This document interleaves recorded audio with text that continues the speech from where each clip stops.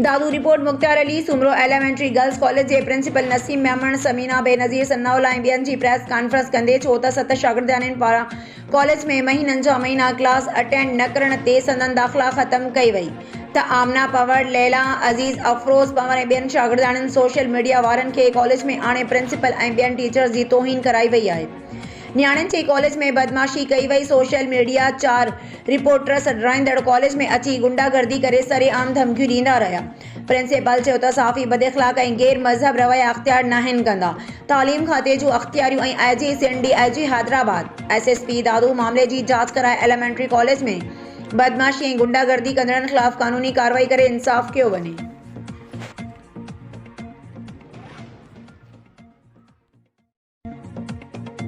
Matiari report अज़ीज़ गुल Khyber Matiari bypass ते motorway office आलो क़ौमी शहरा ते रोड हादसे के नतीजे में एक ॼणो फोत हिकु शदीद ज़ख़्मी थी पियो।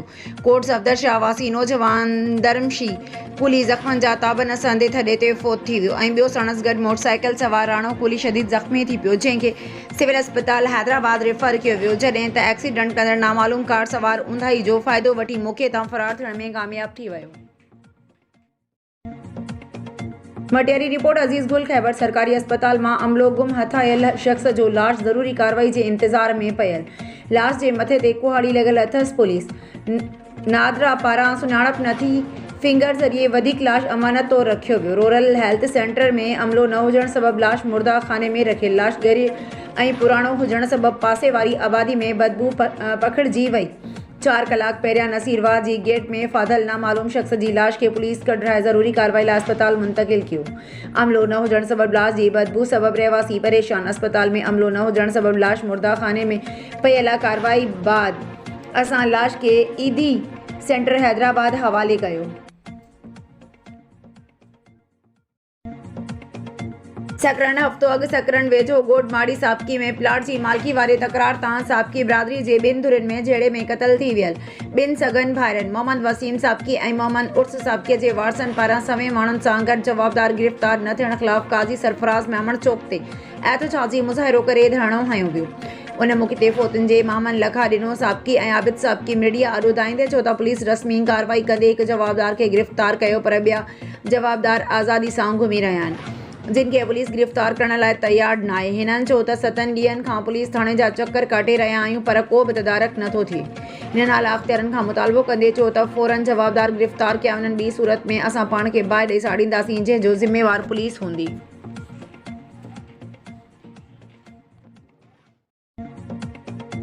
मीरपुर ख़ास रिपोर्ट सूमार समय जो टाउन पुलिस थाने के ASI अब्बास अली अब्बासी जो मंशियात फरोशन खिलाफ कार्रवाई। खुफिया इतला ते मुख्तलिफ हंधन ते चेकिंग दौरान मंशियात समेत गिरफ्तार केस दाखिल। ऐवान साफ़त सूमार समय जो।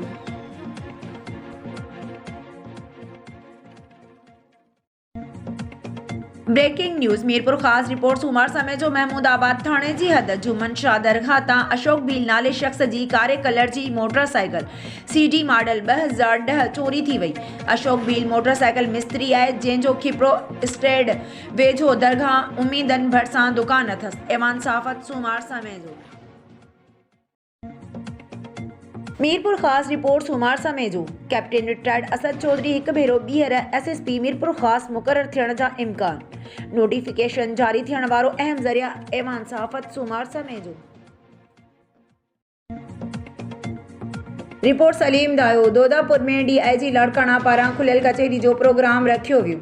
तफ़सील मूजिब गढ़ी खेरो ऐं भरपासे वारनि इलाक़नि में ॾोहनि ते कंट्रोल न थियण सबब ऐं रोज़ जी बुनियादनि ते चोरियूं ऐं फुरूं थियण सबब मुख़्तलिफ़ प्रिंटनि तोड़े इलेक्ट्रॉनिक मीडिया ते ख़बरूं हलण सबब DIG लाड़काना पारां पुलिस स्टेशन दोदापुर में हिकु खुलियल कचहरी जो प्रोग्राम रखियो वियो।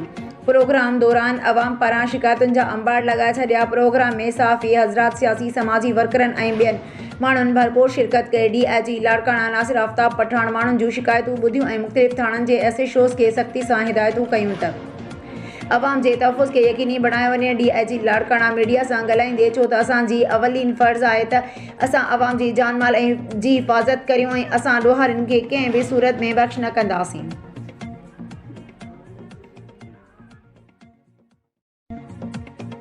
मीरपुर ख़ास रिपोर्ट सूमार समय जो बेनज़ीर इनकम सपोर्ट प्रोग्राम तहत औरतुनि खे मिलंदड़ BISP रमज़ान राशन जी मिद में पूरे सिंध जी मीरपुर ख़ास जे तमाम सेंटरनि डिवाइस होल्डरनि पारां 1000 खां मथे जी कटौती जारी। हद जी पुलिस पिण डिवाइस वारनि सां मिलियल सिंध जे नियाणियुनि खे रोडनि ते रस्तनि ते तज़लील कई वञे थी। हिन औरतुनि खे मिलंदड़ वज़ीफ़े जी रक़म मां कटौती बंदि करण वारा बि हिसोपती वठी वेठा आहिनि। वफ़ाक़ी ऐं सूबाई सरकार खे फौरी तौर ते वज़ीफ़े जी रक़म डिवाइस जे तरीक़े सां बंदि करे डायरेक्ट अकाउंट में मोकिलण जी गुज़ारिश कई आहे। एवान साफ़त सूमार समय जो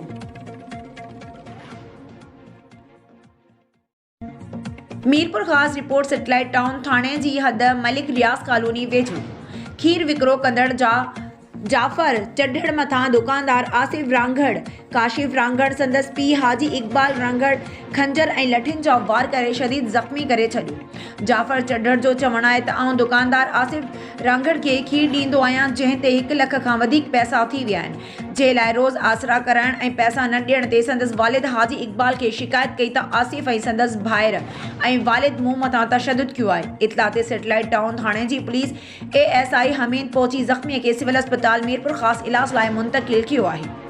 जाफ़र चढ़ड़ मुतालबो कयो आहे त मथस तशद्दुद जो नोटिस वठी जवाबदार खे गिरफ़्तार कयो वञे। एवान सहाफ़त सूमार समय जो रिपोर्ट रियाज़ अली मेराणी शिकारपुर पुलिस जूं कामयाब कार्रवाइयूं 1 जवाबदार गिरफ़्तार 2 मोटरसाइकिलूं ऐं 70,000 रोक रक़म मालिक हवाले। SSP शिकारपुर डॉक्टर मोहम्मद इमरान खान पारां ॾिनल हिदायतुनि ते अमल दरामद कंदी शिकारपुर पुलिस जूं कामयाब कार्रवाइयूं। बेत खमण पुलिस चौकी वेझो आसिफ बुर्डो खां ॾोहारी मोटरसाइकिल फुर करे फरार थी रहिया हुया। अहिड़े इतला ते ASP सिटी मोहम्मद आमिर शहजाद जी सरबराही में SHO किरण अनवर रहमान स्टाफ समेत बर वक्त कामयाब कार्रवाई करे फुर थियल मोटरसाइकिल हथ करे मालिक हवाले करे छॾी। थाणे सुल्तानकोट जी कार्रवाई SHO सुल्तानकोट सैफुल्ला अंसारी दौरान गश्त लोडरा मोहल्ला में कामयाब कार्रवाई करे घुर्बल जवाबदार कदीर वल्द शाहनवाज़ भाईयो खे गिरफ़्तार करे वरितो आहे। थाणे हुमायूं पुलिस जी कार्रवाई नामालूम ॾोहारियुनि पारां बाईपास नज़द मखोलपुर वेझो अब्दुल सत्तार गोपांग खमीसो महर ऐं महबूब गोपांग खां मोटरसाइकिल ऐं 70,000 रोक रक़म फुर करे फरार थियण जी कोशिश करे रहिया हुया। SHO हुमायूं जावेद मोहम्मद अबड़ो पंहिंजे स्टाफ समेत दौरान गश्त हद में निकितल हुयो त मखोलपुर वेझो फुर जी इतला मिलियो। वाक़े जी इतला मिलंदे हुमायूं पुलिस बर वक्त ॾोहारियुनि जो पीछो कयो। ॾोहारियुनि पुलिस खे ईंदे ॾिसी फुर थियल मोटरसाइकिल छॾे रात जी ऊंदहि जो फ़ाइदो वठी फरार थी विया। जे बाद पुलिस जाइ वारदात ते ॾिठो त फुर थियल 70,000 हथ करे मालिक हवाले करे छॾिया आहिनि। सिजावल रिपोर्ट इम्तियाज़ मेमन खैरपुर जे नौजवान साफ़ी रजब अली शीनो ऐं उन जी फैमिली जा जवाबदार खून जा प्यासी थी पिया आहिनि। चोरी केस तां हथ खणण जूं धमकियूं तोखे ऐं तुंहिंजी फैमिलीअ जो खून जा असां प्यासी आहियूं। केस तां हथ खण न त तोखे ऐं तुंहिंजी फैमिली खे खून करे मारे छॾींदासीं। खैरपुर जे साफ़ी जो पीरसन वालिद ऐं मौसूम ॿारनि समेत बासरनि जी ज़्यादतियुनि ख़िलाफ़ मीडिया अॻियां एहतजाज तहफ़ुज़ ऐं तदारक जो मुतालबो। तफ़सील मुताबिक़ खैरपुर जे नौजवान साफ़ी रजब अली शीनो ऐं संदसि पीरसन वालिद नूर मोहम्मद शीनो मीडिया खे हिदायत ॿुधायो त बोज़दार वॾा थाणे जी हद जे बासर खलील अहमद शीनो ऐं रूपोश जवाबदार मोहम्मद अली शीनू ऐं मशहूर मंशियात फरोश कारन ऐं ॿियनि गाॾियुनि स्मगलरनि ॾोहारियुनि जो मुख्य जवाबदार अनवर लुंड जो पुट गुल मोहम्मद लुंड असांजे ज़रिए खाते वारी 15 जरेब ज़मीन ते ज़बरदस्ती हथियारनि जे ज़ोर ते नाजाइज़ कब्ज़ो कयो आहे ऐं हिन असां जूं 30 मण सारियूं ज़बरदस्ती खणी विकिरो करे छॾियूं आहिनि जंहिंजो केस बोज़दार वॾा थाणे ते दाख़िल आहे। हिननि चयो त मुख़ालिफ़नि काफ़ी भेरा असांजे घर मथां हमला करे फायरिंग कई ऐं असांजी ज़मीन ते हथियार बंदि विहारे छॾिया आहिनि ऐं लखे रुपयनि जा वण वढी खणी विया आहिनि ऐं चवनि पिया त केस तां हथ खण न त तोखे ऐं तुंहिंजी फैमिली खे मारे खून करे छॾींदासीं। हिननि सदर वज़ीर आज़म वज़ीर आला Sindh IG Sindh police Karachi DIG Sukkur SSP Khairpur ऐं ॿियनि वसवारनि अमलदारनि खे अपील कंदे मुतालबो कयो आहे त बासर खलील शीनू उन जा साथी जवाबदारनि खे फौरी तौर गिरफ़्तार करे ज़मीन तां कब्ज़ो ख़त्म कराए असांखे जान जो तहफ़ुज़ फराहम कयो वञे। जुही काशे जे ॻोठ बासमाल खोसो जे रहवासी औरतुनि मर्दनि इंटरनेशनल रेस्क्यू कमेटी IRC जी ज़ियादतियुनि ख़िलाफ़ मिसमात नेकबक मिसमात सूमरी गुलाम सकीना खालिदा अख्तर अली हाशिम खोसो इमरान ऐं ॿिने जी अॻवानी में एहतजाजी मुज़ाहिरो करे जुही नाके नेशनल प्रेस क्लब अॻियां धरणो हयो। उन मौक़े ते एहतजाज कंदड़ औरतुनि मीडिया अॻियां आंदाईंदे इल्ज़ाम हयो आहे त 2022 जी ॿोॾि ऐं बरसातुनि खां पोइ NGOs ऐं IRC तरफ़ां गोठबाज़ मालखोसो में सियासी मुदाख़लत ते गुज़िरियल 1.5 साल खां हिक ई ख़ानदान ते मुश्तमिल लखे रुपयनि जा प्रोजेक्ट ॾिना आहिनि, जंहिंमें मौसूम ॿारनि खे ॿोॾि जे ख़ौफ़ सबबि ज़हन ताज़ो ऐं तब्दील करण लाइ चाइल्ड प्रोटेक्शन जा 2 सेंटर चाइल्ड सेफ स्पेस ऐं वुमेन स्पेस ॿारनि जी ज़हन तब्दील फ्रेश करण ऐं औरतुनि जी भलाई लाइ प्रोग्राम मनपसंदी तहत हिक ई घर भाती ते मुश्तमिल प्रोजेक्ट हलायो पियो वञे। जेका असां ॻोठाणनि सां नाजाइज़ी जूं शिकायतूं कयूं त इल्ज़ाम तराशी कंदे असां ॻोठाणनि ख़ासि तौर ते असांजे मोज़िज़ उस्ताद पेशे सां सलाहियल साईं अख्तर अली खोसो जे ख़िलाफ़ सोशल मीडिया ते पोस्टूं रखियूं वयूं आहिनि। हिननि चयो त सियासी हुकुमरान धुर जी मुख़ालिफ़त सबबि IRC इंटरनेशनल रेस्क्यू कमेटी ॻोठाणनि जो हथ सां माहौल ख़राब कंदी हाणे असांखे ख़ामोश रहण मुख़ालिफ़त न करण जो चई धमकायो पियो वञे। हिननि चयो त IRC तरफ़ां मिलंदड़ फंड रिलीफ भी हिक ई घर खे ॾेई ॿियनि खे नज़रअंदाज़ पिया कनि। हिननि चयो असां NGOs जी अहिड़ियुनि ग़लति पॉलिसियुनि ख़िलाफ़ दुरुस्त करण जे लाइ लाॻापियल IRC जे मर्कज़ खे आगाह करण जे लाइ दरख़्वास्तूं पिण ॾिनियूं आहिनि, मगर को बि तदारक नाहे थियो। आख़िर में हिननि सिंध हाई कोर्ट जे चीफ जस्टिस वज़ीर आला सिंध DC दादू IRC जे अख़्तियारनि खां पुरज़ोर मुतालबो कयो आहे त सियासी मुदाख़लत बंदि करे लाॻापियल इल्ज़ामनि जी शिफ़ाफ़ इंक्वायरी कराए मुलविस अमले ख़िलाफ़ क़ानूनी कार्रवाई करे इंसाफ़ ॾियारियो वञे।